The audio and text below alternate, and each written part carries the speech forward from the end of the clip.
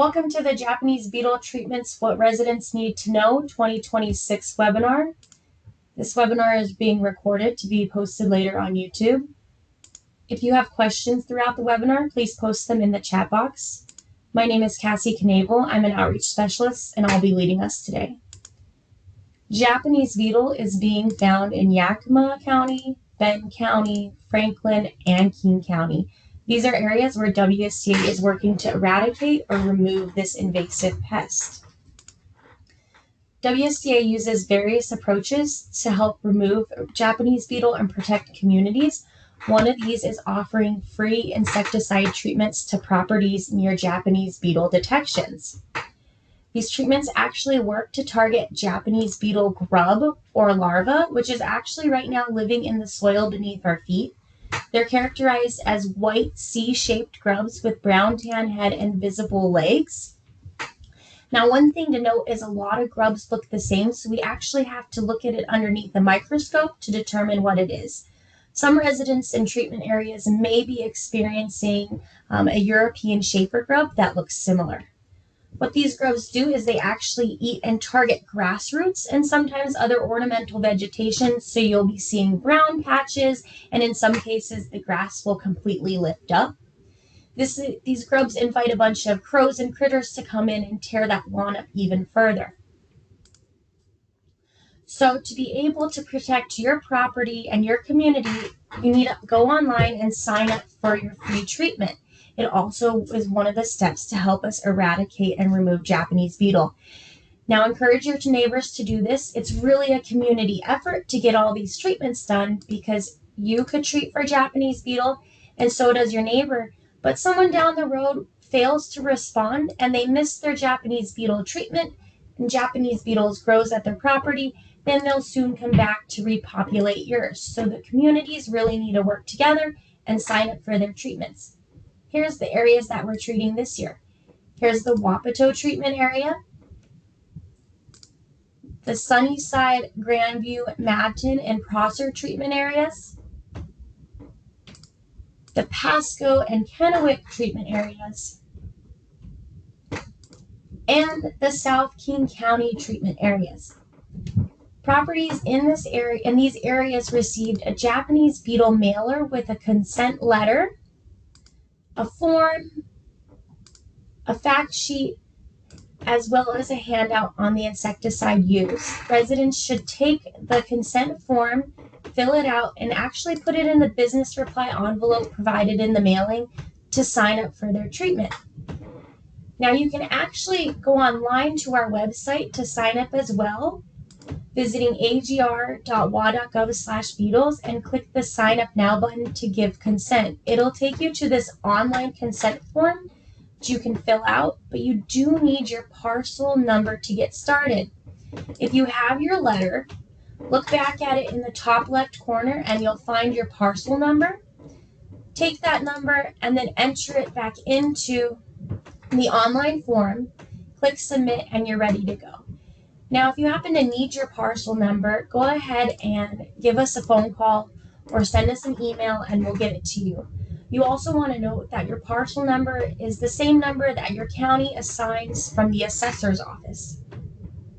You do have one more option though. You can visit a Japanese beetle kiosks that are located throughout the treatment areas to get a consent form, fill it out, leave it, as well as pick up more information and see maps. The kiosk locations are also available on our website.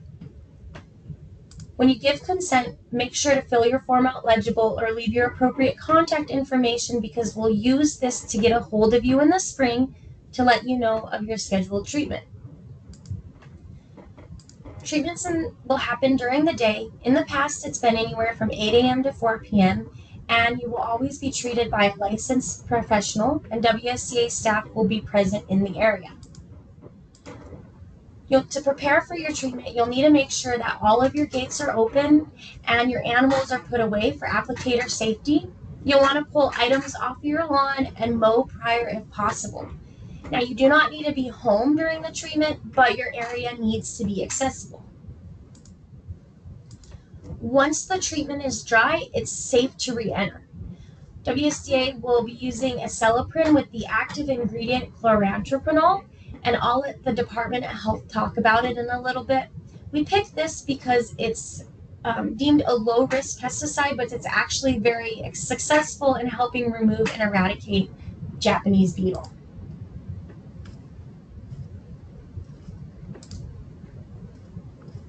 The Washington State Department of Agriculture is going to treat the impacted areas by applying a liquid pesticide called acelepryn as a spray. WSDA will ask residents for permission before treating their property with acelepryn. So what ingredients are in this pesticide? Acelepryn contains the active ingredient chlorantraniliprole, which is a member of a new class of pesticides called anthranilic diamides. These are very selective because they interrupt muscle contraction of insects, but not mammals. This active ingredient is selective for insect receptors and not for receptors in mammals and humans. In addition to the active ingredient, acelepryn contains very small amounts of two preservatives, 1,2-benzisothiazole and bronopol. It's important to note that while some people are sensitive to preservatives, allergic reactions have not been reported in people exposed to acelepryn. Acelepryn also contains other ingredients. The full ingredient list is withheld.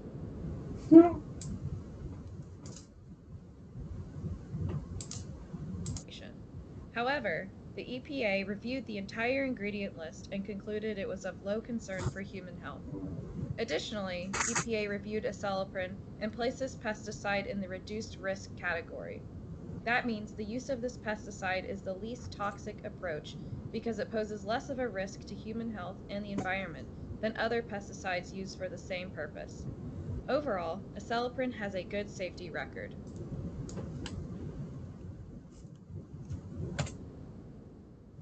No studies on the effects of human exposures to acelepryn have been conducted. However, one case report describing a poisoning in 2016 in a 26-year-old female in India exists. She intentionally consumed a whole bottle of DuPont Coragen, which is a different pesticide from acelepryn that contains the same active ingredient, which led to a slower heartbeat and heart block. Both of these symptoms were treated.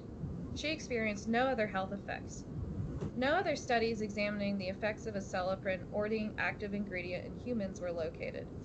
Concerning animal testing, EPA conducted a human health risk assessment of the active ingredient. Little to no toxicity was found. Acelepryn is not expected to harm pets, fish, and birds. It is also not expected to harm children. Concerning pesticide illness cases, no cases of illness from acelepryn have been reported in Washington State from the year 2010 to the current day.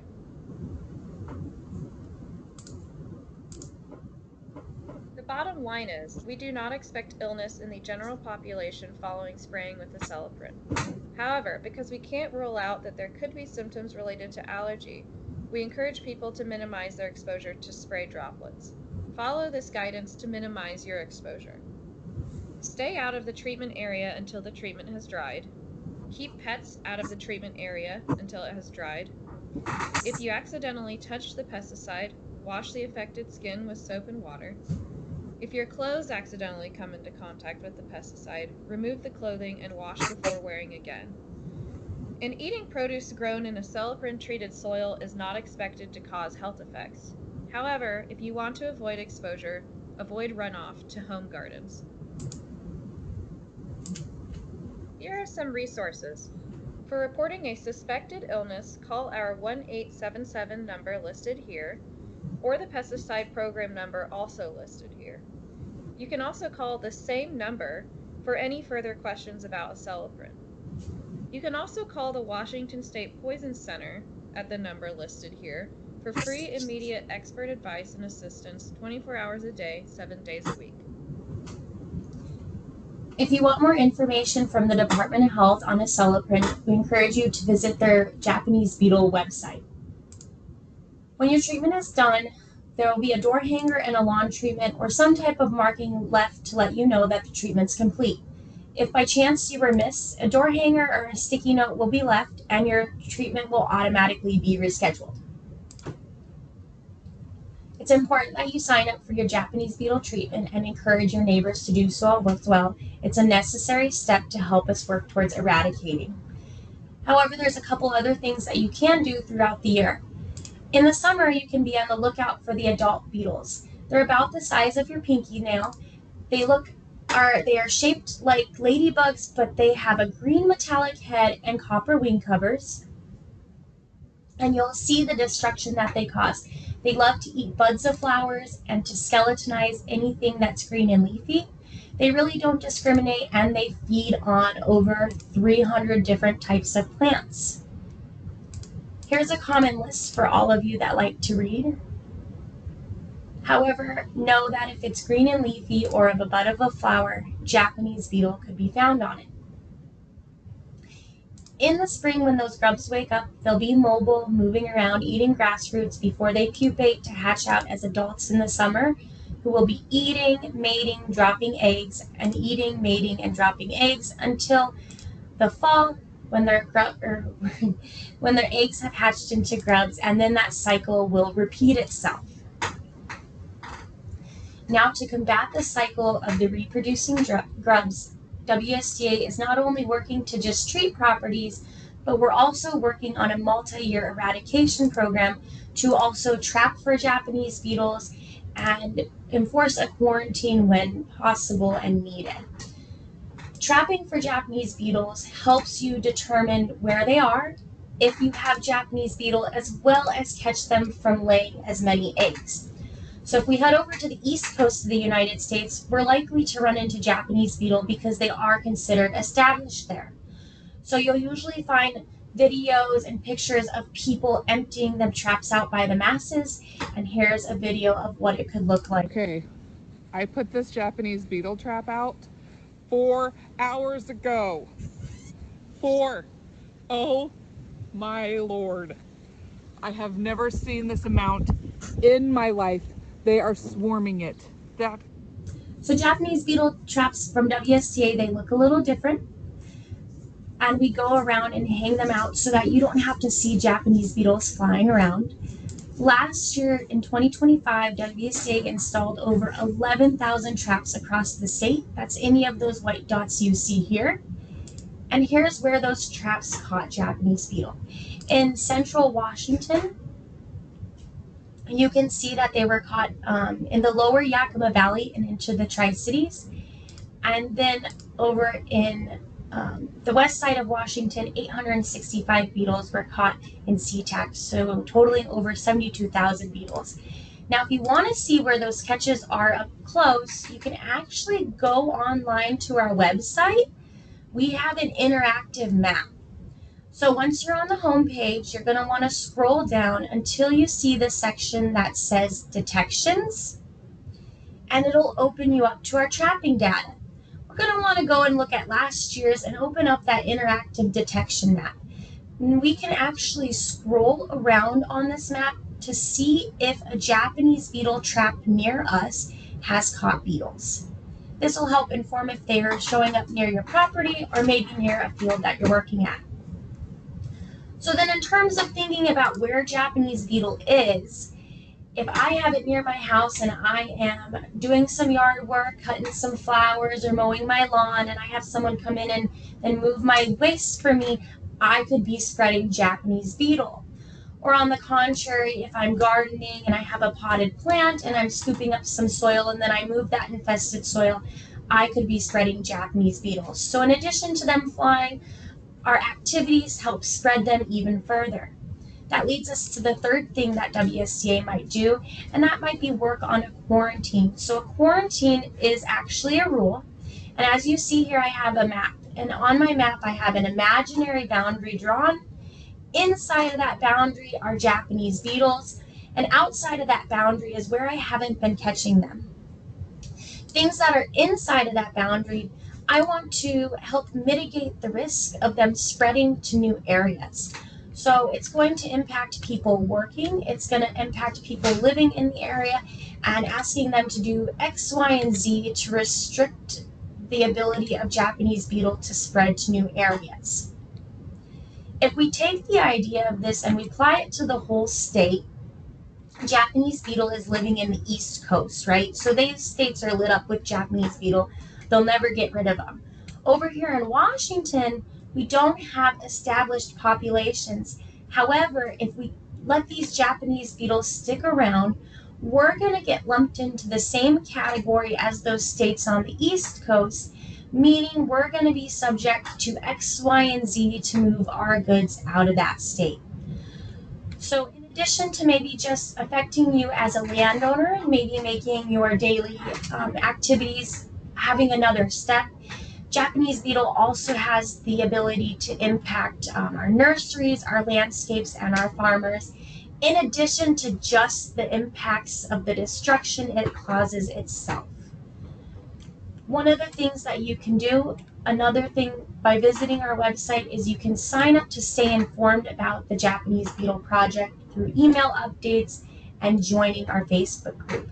The best thing you can do right now is sign up for your Japanese beetle treatments. However, if you have any questions, you can reach us by email. You can give us a phone call. The last thing that you'll see at the bottom of this is a QR code to give feedback to the program. Let us know what we're doing, if it's affecting you, and if you need us to get back in contact with you. So, with that being said, we're available to take questions at this moment in time. If you have questions, please go ahead and post them in the chat box, and we will go ahead and read your question. We have experts in the audience that can help answer them and field them as needed.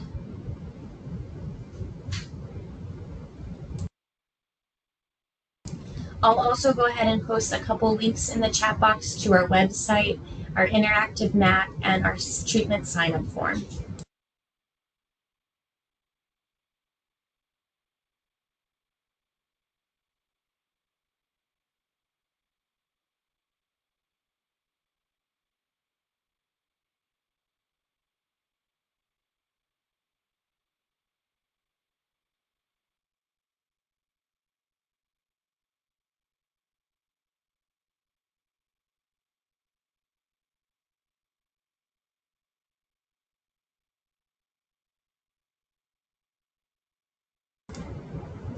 Yeah, I think you can also raise your hand and I can unmute you. Laura, I see that you have your hand raised. I'm going to try to unmute you and then you can ask your question.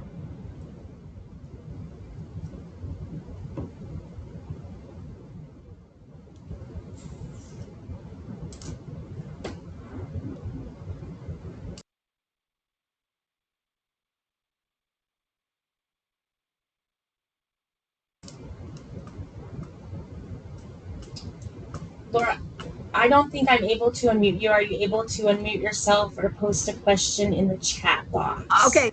Can you Yeah, hear me now? we can, yes.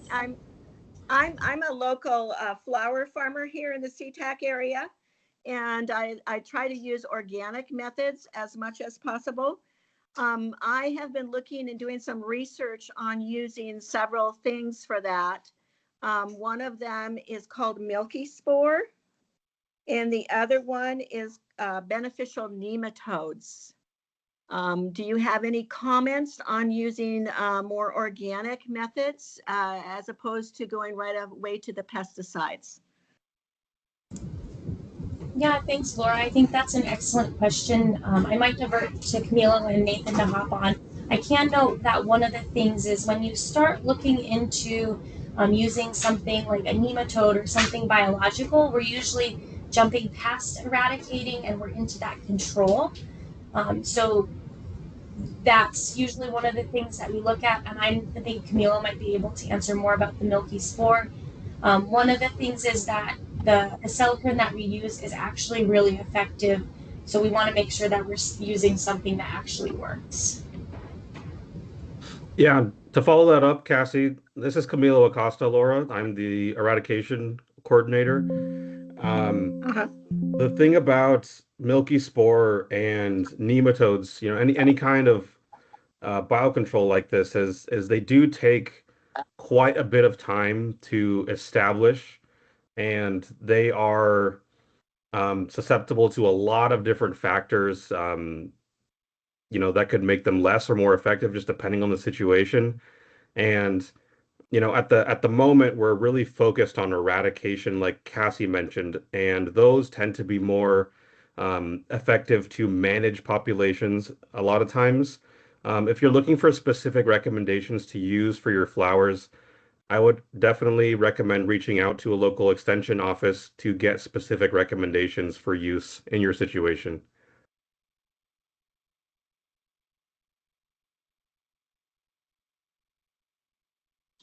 Thank you. Thank you.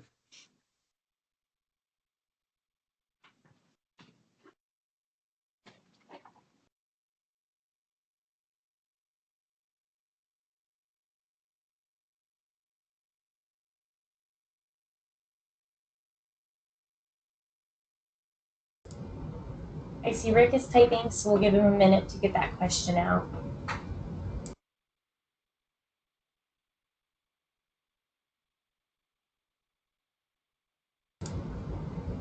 Yeah, Rick and Laura, I'll also go ahead and post my email in the chat box for you.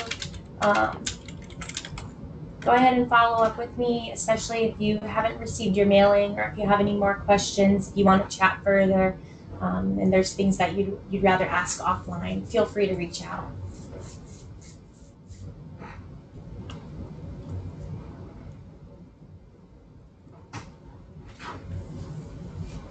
I do have another question because I'm Oh, right here by Angle Lake, and I'm just wondering, I've copied off the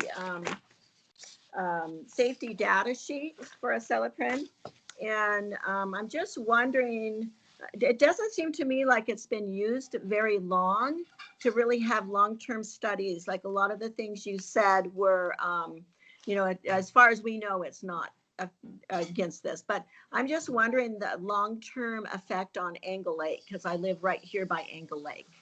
Um, it's a little different. so the Department of Health, are you talking like, so the active ingredient in the acelepryn is the chloranthrophenol. So that's what the Department of Health was looking at in their studies. Right, but as far as water, because we're close to water, I'm just wondering if that can be an effect on the lake.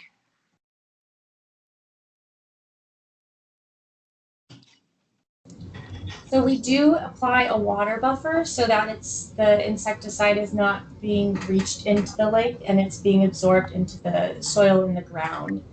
Um, So, Cassie, I'm going to jump in and can you hear me all right? yeah. Okay, this is Nathan Chambers.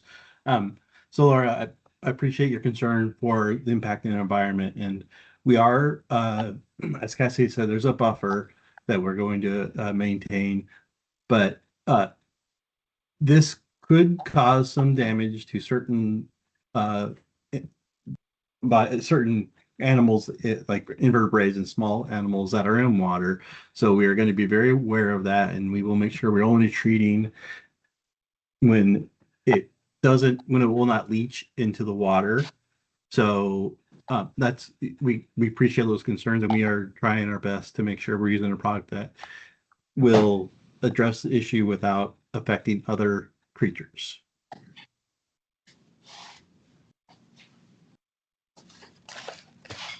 And so what you might find is there might be delay in treatment in the areas because if it's raining, or that even with next 40 hours, if it's going to rain, we may not treat based off of the potential for it leaching into the water. Does that help address that?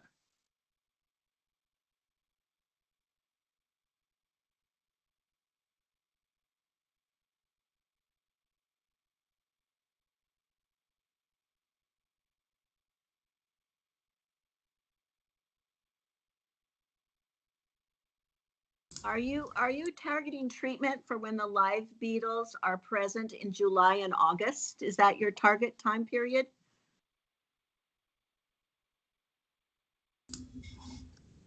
So treatments will start this spring. We'll target when the treatments will come in. They will treat like lawns and grass and turf areas to really target those grubs. dependent on funding and dependent on where beetles are being caught and by the masses, they may go back and treat again this summer, um, treating like trees and shrubs and stuff like that. Camilo, did you have anything you wanted to add? Yeah, it's a common question for sure because what we're actually trying to do with this treatment is target the next generation of beetles, and I'm talking about the turf grass treatment anyway. So when we're applying to the turf, we're trying to kill the beetles that are going to be hatching in the late summer and early fall that are more susceptible to the chemical and the active ingredient. And like Cassie mentioned, pending available legislative funding, we may be able to target some priority areas with an additional foliar treatment of the same chemical, same active ingredient, but targeting those adult beetles. So that is just dependent on funding and our resources later into the season.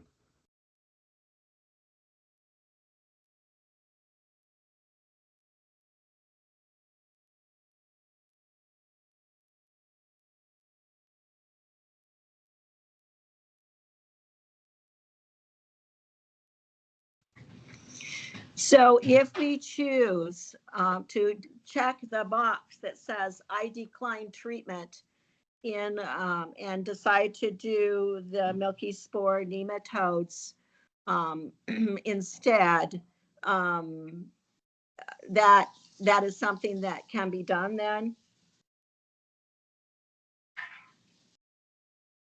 If we get a reply back and you're declining treatment, there's definitely we want to know why. Just because we're curious most of the time. And if you grow flowers and it's on your property, and these are, going to be sold as organic, um, we definitely want to know that because in that case we wouldn't want you to get sprayed with saliprin anyway, especially if the lawn or something butts right up against it. So in a situation like that, we would want to talk to you to find alternatives, possibly, just depending on the area you're in. If it's a critical area, just depending on did we catch a lot of beetles near you, that kind of thing. So if you have further questions or want to talk about still protecting your property and your what sounds like your business from Japanese beetle, I definitely encourage you to reach out to us and we can talk to you about it. Um, it just depends on a few different factors, but you can always decline. That's why the option's there. Yeah, Um, I've never seen a Japanese beetle on my property. I do have the red beetles that are the lily beetles that I pick off and eradicate and keep those under control. Um, but I've never seen a Japanese beetle. So I'd rather do some preventative things. And if there's a real problem with anything, I can do some clinic clay and different things too. But I hate to bring in pesticides when, I see pesticides as being a very last resort. And I don't feel like I have that on my property right now. So, but thank you for Laura, the it sounds input. like you're taking some, correct steps to protect yourself and your property against Japanese beetle. So we definitely appreciate that, and we also appreciate you trying to be environmentally conscious. But like I said, if you we encourage you to send in that consent form if you're going to decline with the reason, and we still like to know why exactly, and we're always open to talking through it with you to find a positive potential alternatives, things like that. So it sounds like you're being Okay, proactive though, so we appreciate that. thank you. Yeah. Yeah, and Laura, I went ahead and linked that detection map, that interactive map where you can see which traps have caught beetles in the chat for you. The only thing that I kind of want you to mention and think about is we are placing so many traps, sometimes 49 up to 1 square mile, that the traps are being selective and catching a lot of the beetles before people are maybe seeing or experiencing the damage or them in their faces because we're working to catch so many of them.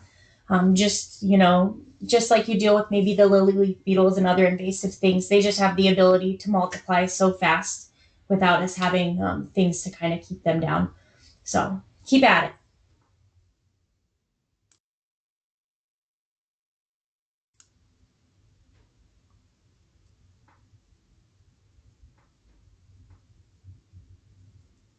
Cool. Well, I'm going to go ahead and wrap up this webinar. I believe you will get a recording of this webinar sent to your email since you registered for it through Teams.